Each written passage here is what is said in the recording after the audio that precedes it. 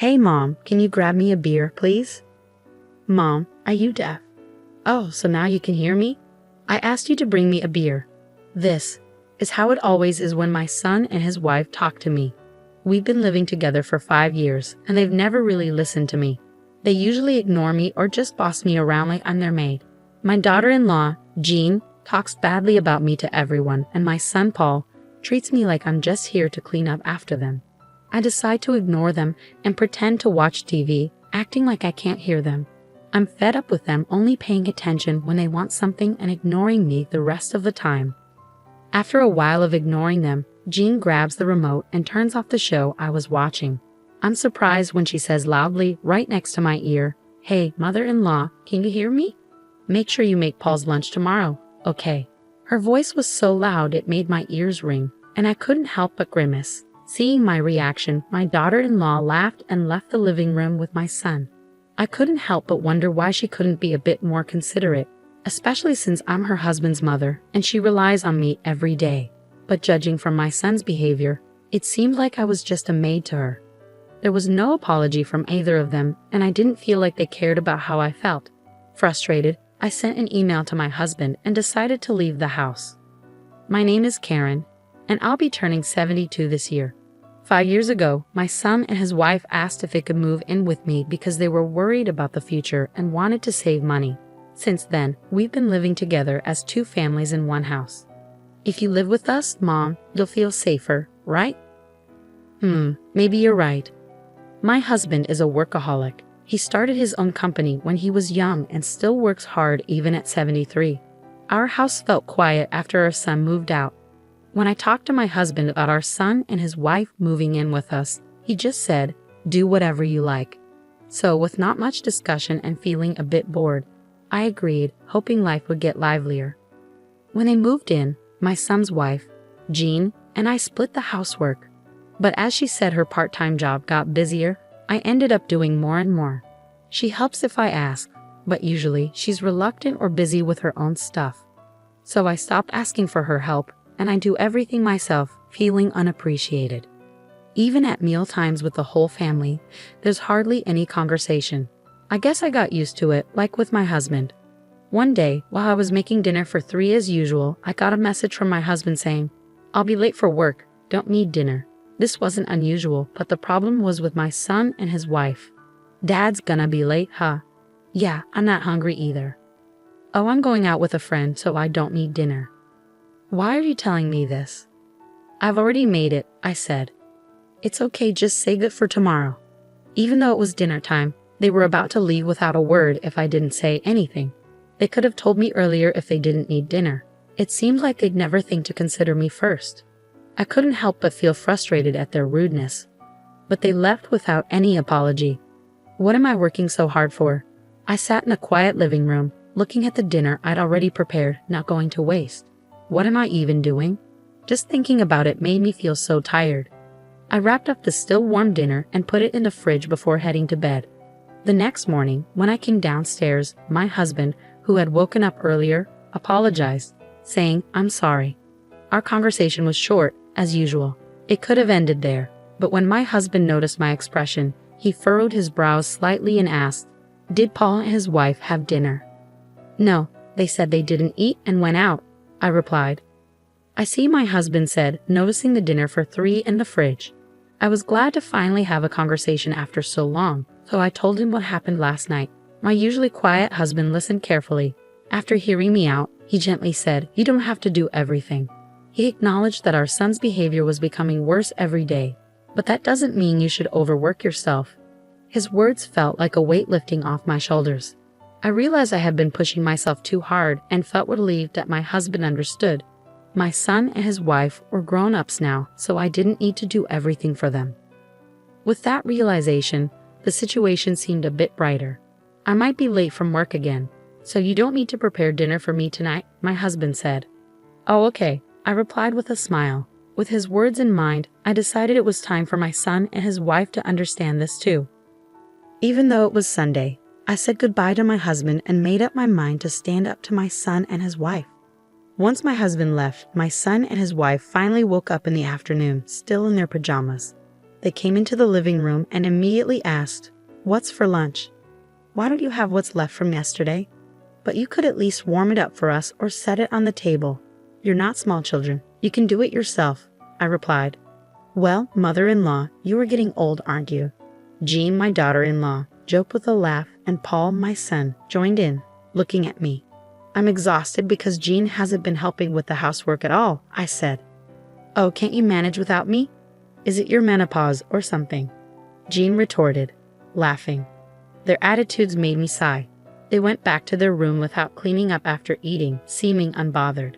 As expected, my husband didn't return until late that night. Since I didn't need to cook for him, I bought myself a ready-made meal from the supermarket. "Oh, Mom, what are you eating? Ready-made food? What about dinner?" Paul asked. "I don't know, mother-in-law. What are you thinking? Have you forgotten about your family?" Jean added. I wondered if Jean was incapable of having a conversation without throwing in some barb. I decided to ignore my daughter-in-law, which seemed to quiet Paul down. However, he quickly picked up his phone and started complaining again. "You don't work. Mom, you should at least take care of the house." I thought that since it was their day off, they could prepare their own meals for once. But instead, they decided to order delivery. "Give us the money later," Paul said, which made me lose my patience, especially since they were always talking about saving money. I agreed not to ask them for money to cover our living expenses, and I never bothered them about it. But I never expected them to take advantage of me like this. I decided to completely ignore them, refusing to do anything for my son and daughter-in-law, who showed such disrespect. "Hey Mom, beer," Paul demanded, while Jean kept making snide remarks. Paul talked to me like I was their housemate. Ignoring them, I turned my back and pretended to watch TV, acting like I couldn't hear them. After a while of ignoring them, it seemed like she gave up and stopped talking to me. But this peace didn't last long. Before I knew it, my daughter-in-law snuck up behind me, grabbed the TV remote, and turned off the TV.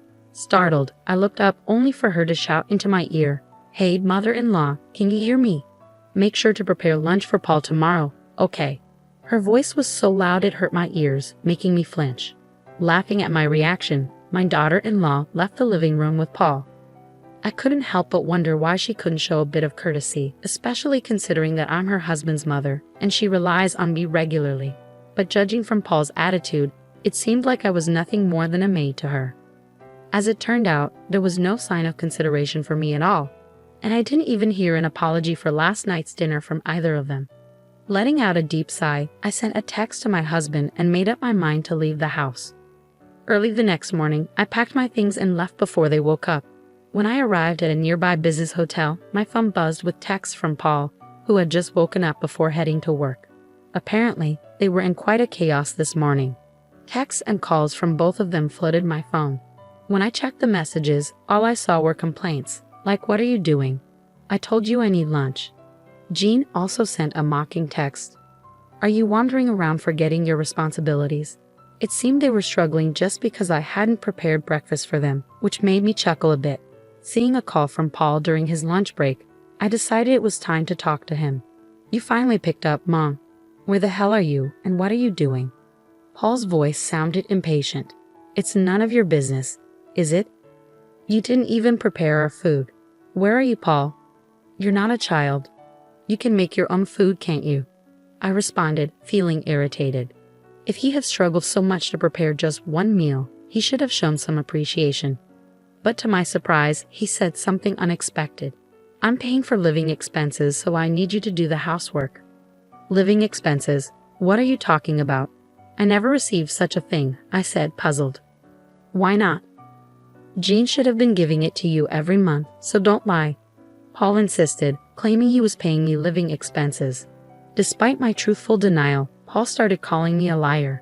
The truth is, my husband covers all their living expenses, including their food. Even after explaining this repeatedly, Paul refused to believe me. I could hear Jean in the background saying, "You're probably just playing dumb and spending it for yourself." Unable to continue the conversation, I ended it and said, "I don't know what I don't know, and I don't plan to come home for a while." "Why not? What are we supposed to do for food?" Paul's voice sounded desperate. "Figure it out yourselves. Bye now." I hung up the phone and let out another big sigh. Why do they believe they're not in the wrong, even after all this? I didn't understand what Paul was talking about earlier when he mentioned our living expenses. About a week after I left the house, the situation improved.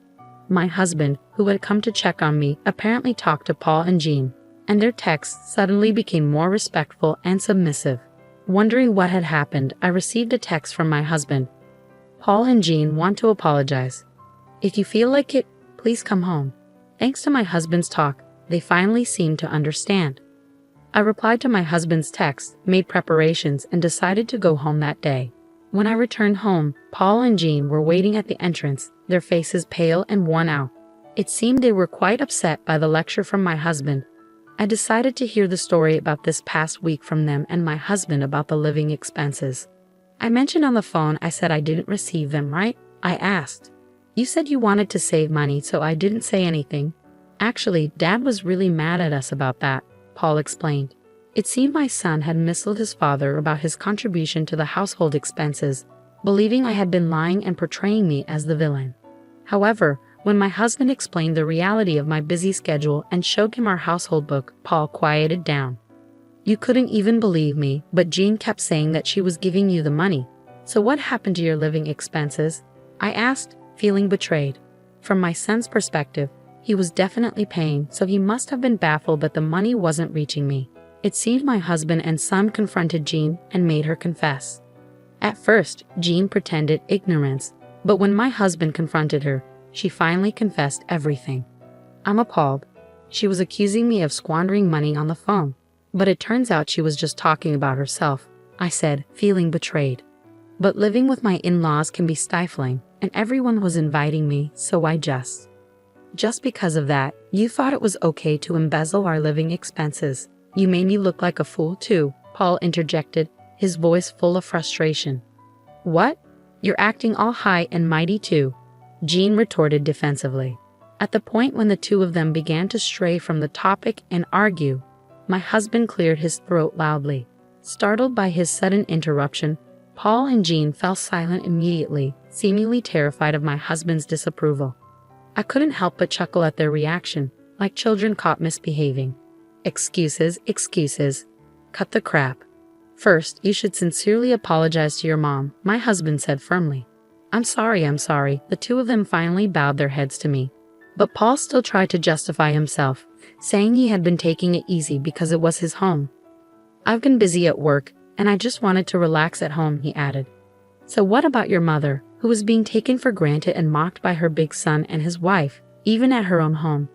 My husband's words cut through my son's excuses, leaving him speechless. I'm appalled at my son, who, despite his age, still relies on his parents, and at Jean, who took advantage of that to embezzle money. My husband continued, his tone firm. Mom, I'm sorry. You see, I'm apologizing to you, Paul said, trying to make amends. Do you think an apology makes everything okay? Please reflect on yourself a bit, I responded firmly. The two of them thought that bowing their heads to me would resolve everything smoothly, and they were flustered by my words and tried to make excuses. But I could see through their scheme, and I shook my head. Whether you contribute to the living expenses or not, I can't overlook that attitude. You have to learn to be more grateful, I said firmly. But aren't you worried about your future too, mother-in-law? Paul interjected.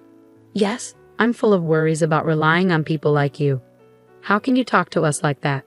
I retorted. You splurge our living expense out of stress from living with us, Jean added defensively. I can't have someone like you stay with us any longer, I stated firmly, silencing them with my resolve. They needed to learn once again how rude their actions were while living together as a couple. Later, we managed to have them move out. In the days that followed, Jean, my son's wife, started to come to our house occasionally to learn household chores from me. She continually vented about how my son Paul did not lift a finger to help with any housework. As she had always been showing off to her colleagues, I assumed she couldn't complain to anyone else. Now I understand just how much I relied on you, Karen, she admitted. Indeed, and yet you had the audacity to accuse me of being deaf and squandering money, I remarked, feeling vindicated. Unable to live with us anymore and facing financial constraints due to her misuse of funds, Jean fervently complained about her now austere life. However, As I listened, I couldn't help but feel that she was simply facing the consequences of her actions. As for Paul, he started to bring home delicious snacks as gifts from time to time, seemingly trying to make up for his previous lack of consideration. Although he still mentioned his past behavior occasionally, I appreciated his efforts. I knew he wasn't the most expressive or communicative person, but his gestures were touching nonetheless. During our discussions with Paul and Jean, my husband expressed his gratitude, saying, "Thanks for your hard work, honey. I appreciate it." I'm glad that I can talk to my husband like this again. I reflected, feeling grateful for the calmness that had returned to our lives. Despite the challenges we faced, I found myself leading a life that was calmer and happier than before.